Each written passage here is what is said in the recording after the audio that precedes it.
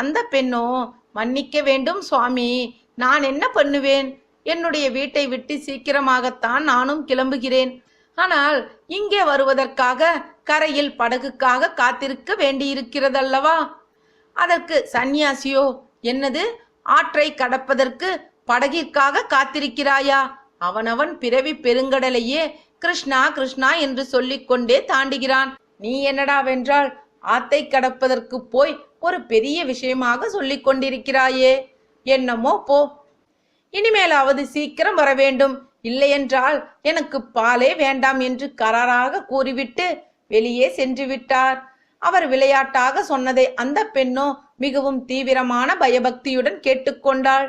மறுநாள் சரியாக குறித்த நேரத்திற்கு பால் கொண்டு வர ஆரம்பித்தாள்.